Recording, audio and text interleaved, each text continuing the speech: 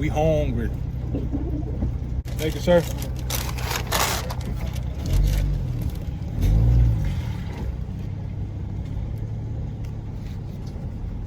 Getting some food because we's hungry. We hungry.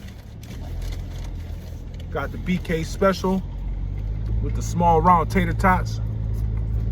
I'm going out the wrong way. I don't do a fuck. Yo, check this out, son. We got no power steering in the truck right now because the power steering cooler sprung a leak. I gotta wait till tomorrow for it to come in so I can change it. So I haven't been putting fluid because I don't want it leaking all over the driveway. But we got the infamous double croissant witch. I'm about to see what it'd be like.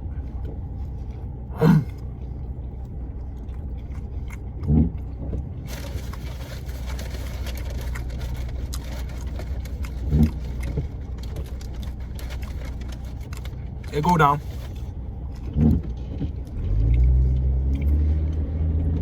It go down.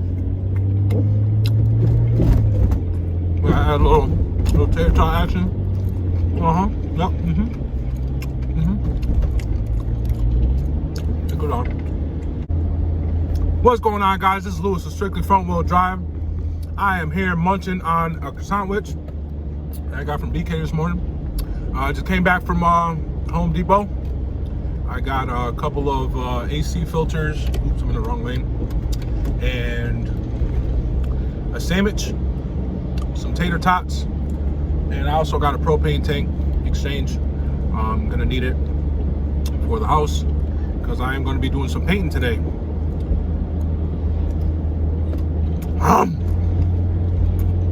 Yo, if you haven't tried this, yo, you gotta get on it. Double croissant which go hard. Oh my god. Woo! It's hot. Oh man. The flavors from the egg, the cheese, the sauce just smack you. Yep. Alright guys, I'm gonna apologize ahead of time. Just in case this video doesn't come out as good as I want it to come out, just because I'm doing it on my phone. I think the angle of the footage is probably going to be off or something. But let's just start off here with the paint. What I have here is a gallon of clear. I went to PBG. I got a gallon of clear. I got some hardener. I got some base coat here. It's going to be Battleship Gray. That's what I'm doing the engine bay. And I just got some sandpaper there for the rest of the body later. I got some cups here. I got a shitload of sticks. And I got a gallon of reducer. So I wasn't sure on what color to do the engine bay. So I was looking through a catalog and I saw this Battleship Gray and I just stuck with it. That's what I'm gonna be doing. That's how it's gonna be. I know I got a lot of clear for an engine bay, but since I'm gonna be doing the rest of the car and I have the fenders and all that stuff to do, so this is gonna be more than enough clear, hopefully, to get that done. So on top of that, I got some wire here for the alternator and power and whatnot, just because I'm not going to be using the stock harness anymore. The stock harness turned into a shit show. What ended up happening with that was the harness was set up for a right-hand drive car. For some reason, it came like that when the engine was bought originally, and everything was like reversed. So the whole harness was all taken all apart, and it was retaped so that way all the connectors can like basically swap sides. And it just ended up happening like that on the old hatch, and that's how they got it to run before I got it. And I didn't like that. I wasn't going to be able to use that with my setup the way I wanted to do it on the new car. So I threw that harness aside. I'm just gonna be using it as parts. And I went ahead and got a harness. This is just some loom for the harness here, or for the cable, just to match what's in this box. And here we have a wire harness. It's a tuck harness. It's all labeled and set up for my car. The reason I went with the tuck harness, there was two reasons actually. One was because I needed to buy a harness anyway because the harness I had wasn't going to work. And two, I wanted to do somewhat of a clean engine bay, tucked engine bay. So this is why I went with this. It also comes with a sub harness. I have my ECU in there at the moment, but it didn't come with the ECU. Yeah, that's pretty much it. I got myself a new spray bottle because the spray bottle that I was using for the all prep, to prep the engine bay, the cleaner, it was like $1, and I think the all prep ruined whatever O-ring and stuff is in here, so it wasn't spraying anymore. So I got the next best one in Home Depot. I know these last. I put actually acid from work. I've used these at work. As long as you really clean the inside of the bottle after you're done with the acid, pour it out, and you clean all the inside and run the nozzle through some clean water a couple times. The bottle has been lasting even with acid. So I know these are strong. So I forget how much these were. I think this was just like a couple bucks, but it's well worth the money. If it can last acid, I know it can do the all prep without a problem. So I'm just gonna take all this stuff downstairs and gonna get to showing you what I got going on down there. What's going on, guys? I'm here back at the house. I'm just giving the engine bay a last little cleanup. As you see, I took out literally everything in the engine bay. I masked off the stuff that I don't want to get painted as best as I could. And just like I said, I'm just giving, you can see it's wet over there because I'm actually using the all prep to just give the engine bay one last cleaning. Me and my girlfriend actually spent a good amount of a Sunday literally cleaning the whole engine bay. There was so much grease caked up. I had to use Scotch-Brite pads and degreaser and soap and water, hot water. It was a nightmare. It was nonsense. So now I'm doing, it's all scuffed up from the Scotch-Brite, so I don't need to actually sand. I'm just gonna paint right over the existing paint. This was actually junk paint that they used. It was basically a single stage paint, and it was literally coming off when I was scrubbing it with the Scotch-Brite.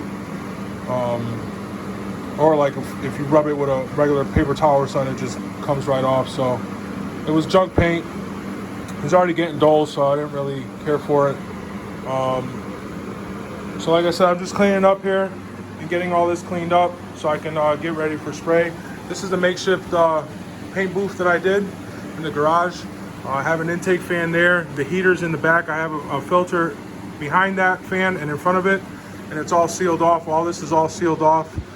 You can see it's kind of ballooning here. It's because it's all filling up with air. The only last thing that I have to do is try to seal this door off a little bit while I'm painting, because what that's going to make the air do is it's going to push out the filter on the window. The window's open, which is exactly what I want, because I want the fumes to go that way, not stay in here. So hopefully that works when I start painting. And it's actually a little hot in here, so I turned off I lowered the heater just a tad bit. While I'm doing the scrubbing, I'm just looking out for spots like this where they're opening up on me, where I didn't really press down on the tape, and just going back and making sure I get those sealed, because that's hot air and fumes that's going to be escaping, and I don't want that.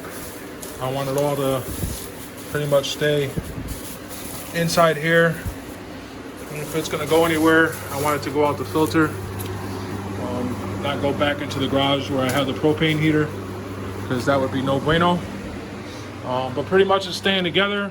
I probably should have just used duct tape instead of using masking tape, but that masking tape was the strongest I can find, and it's actually holding up pretty well. Like I said, I've been going around little by little. Once in a while I'll hear like a little pop, and then I'll go check it, and I'll just seal it up with duct tape, and no worries there. But I think it's working out pretty well for the most part. All right, guys. So I didn't end up setting up the camera like I said I was, because I'm just trying to focus on getting this done and getting it done right. So this is how the engine bay is looking so far. This is it's about 3 coats of base. It's Battleship Gray. It's looking a little dull right now, but I got clear coming. The next round is going to be clear. So I'm going to start clearing right now in a minute. Just giving this a little bit some time to tack up, and then I'll come in with the clear. So I got the gun filled to clear. I did 1 pass already. I'll show you after I do the second pass. But I had to put a little bit more in it, mix up a little bit more clear to fill the cup up again. I'm gonna do 2 heavy coats and send it. This gun's working out pretty good. The the spray it 300. It's working out pretty good. I actually want to get another one because when I do the body, I'll use one for the clear and use one for the base, because it's just a pain in the ass to have to clean the cup and all that, and clean the whole gun, and then while you're doing that, the paint's drying and all that stuff. And from what I read, you want to really spray down the clear when the paint is tacky, so that way it sticks good. So I was trying to rush and it just sucks. So for when I do the body and all that stuff, I'm gonna buy another one and just have 2, one for clear, one for paint. But it's turned out to be pretty good.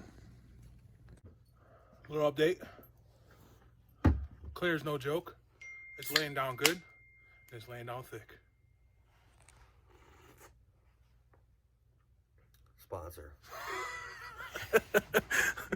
All right, guys. So this is a couple days after I ended up painting.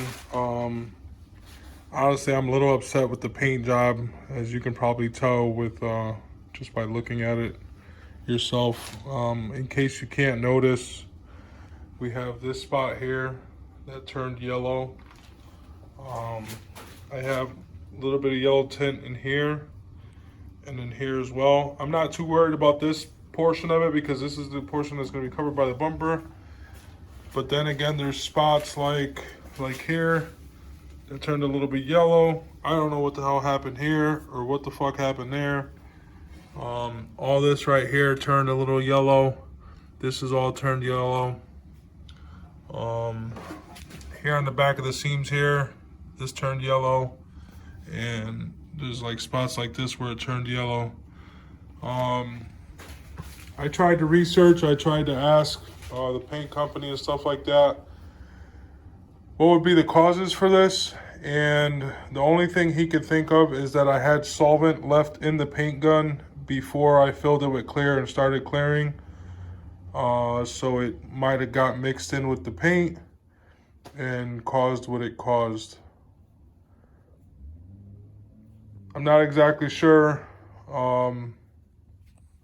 if that was the case. It might have been. I also didn't have enough airflow out of this window, and he mentioned that if I didn't have enough airflow, enough for it to just clear out, or kind of clear the fumes out, that could happen as well. Honestly, I don't know. I'm noticing spots here and there, like here, that are just yellow, and it's more annoying than anything because, as you see, the engine bay came out really, really good, and the last thing I'm gonna want to look at when I pop the hood is those yellow spots. So I'm kind of down on myself right now. I'm kind of pissed off. So I'm kind of just walking away from it right now. I'm gonna focus on getting the engine cleaned up and painted, and the transmission and all that. But to be honest, I think what I'm gonna end up doing is I'm gonna be sanding this clear down and re-clearing the whole car or the whole engine bay again. which sucks, but I'd rather have the engine bay look really clean rather than know I have stupid spots like this and this that have yellow tint in it. Like I said, I do not know what happened. I honestly do not know what happened. The paint shop doesn't even know what happened. I just know that I'm really bummed because the paint came out really good. Like I had no paint experience whatsoever. This is my first time, other than when I did the green hatch, but my first time using legit paint, legit clear, and the engine bay came out immaculate. The only problem is I have the yellow tints, and it kind of kills me. But in order to get this clear off, because I laid it down so thick, I'm gonna have to be sanding with pretty heavy sandpaper. And what I'm probably gonna have to do is experiment on a spot, and just see what happens if I sand it down and clear it again. I just want to walk away right now before I. It's just making me so mad. I don't know if you ever had anything that just makes you so mad to look at because you know what you have to do. And I had already did all the prep work and everything to get this engine bay painted. And now I basically have to take a step back to base coat and re-clear it.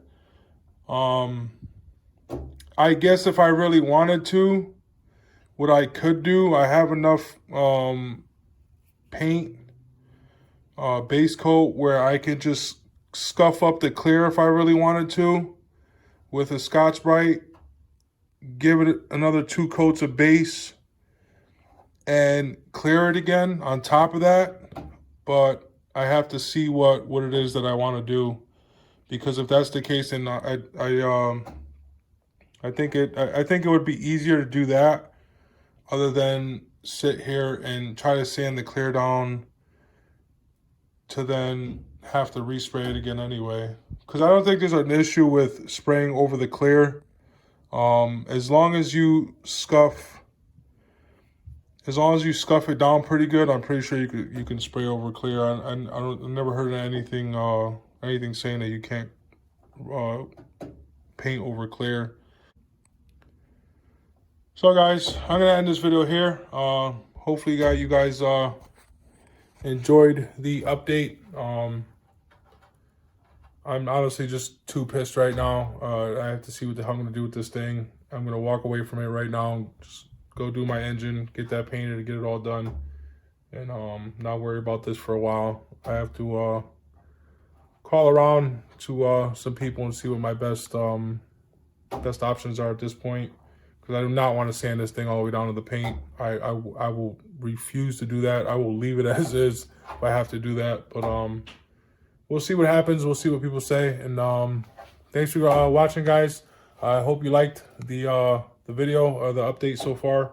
And just stay tuned, because like I said, I have the engine, the paint, and all that stuff. So I'll be making videos on that. I'm gonna have more videos out of the progress, more of the progress. Like I said, I have the engine that I'm painting and all that stuff, and the front end that I'm going to be going through and painting everything. Because now that I have the engine bay painted, now everything I want to put in it, it has to either be painted or brand new. So it's a work in progress.